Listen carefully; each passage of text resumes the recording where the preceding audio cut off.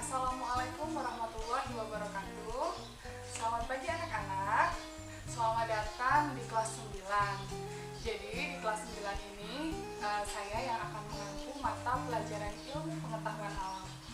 Hari ini saya akan memberikan informasi kepada kalian tentang apa aja yang akan kita pelajari di kelas 9. Tema yang akan kita bahas di kelas 9 untuk pertama kali adalah tentang sistem reproduksi pada manusia. Jadi, sistem reproduksi manusia ini sangat berkaitan erat dengan kehidupan kita sehari-hari, terutama perempuan, karena kita akan mengalami fase-fase yang berhubungan erat sekali dengan sistem reproduksi, salah satunya menstruasi. Miss Rida selalu mengingatkan kepada kalian untuk mencatat tanggal pertama haid dan tanggal berakhirnya haid. Kalian bisa juga menggunakan aplikasi yang ada di handphone, namanya My Calendar. Jadi, di sini kalian bisa mencatatnya dan aplikasi bisa menampilkan kepada kalian periode haid itu berapa lama. Kalau dari punya Miss Rida ada 12 hari rata-rata haidnya. Kemudian siklusnya itu 26 hari. Materi tentang sistem reproduksi akan dibahas lebih jauh pada video berikut ini.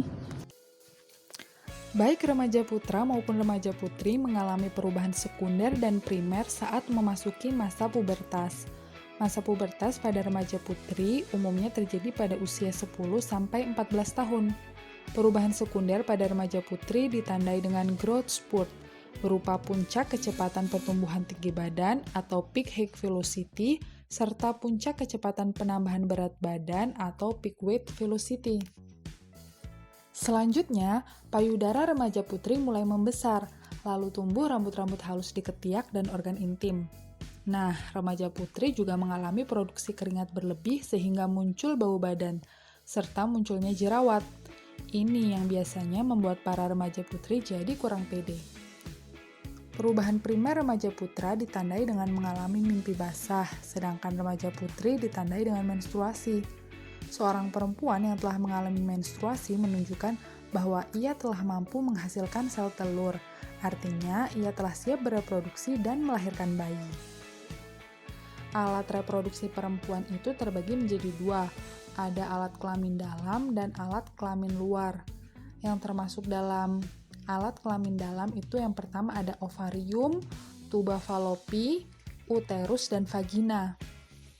Ovarium atau indung telur itu berjumlah sepasang, merupakan tempat untuk memproduksi sel telur atau ovum, serta hormon estrogen dan progesteron. Yang kedua ada tuba fallopi atau oviduct, itu juga berjumlah sepasang, merupakan saluran yang menghubungkan ovarium dengan uterus. Sel telur yang dilepaskan dari ovarium diterima oleh ujung tuba fallopi yang berbentuk corong atau disebut dengan infundibulum. Dari tuba fallopi, sel telur kemudian menuju rahim. Tuba fallopi juga berfungsi sebagai tempat pembuahan sel telur atau fertilisasi. Selanjutnya ada uterus atau rahim. Uterus atau rahim itu adalah tempat melekatnya sel telur yang telah dibuahi oleh sperma.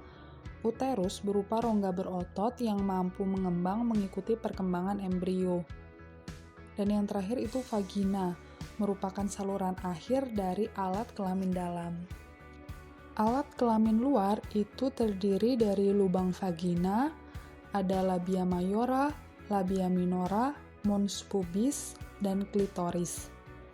Lubang vagina adalah alat reproduksi yang berfungsi sebagai alat kopulasi pada perempuan, jalan lahir bayi waktu melahirkan, dan saluran tempat keluarnya menstruasi.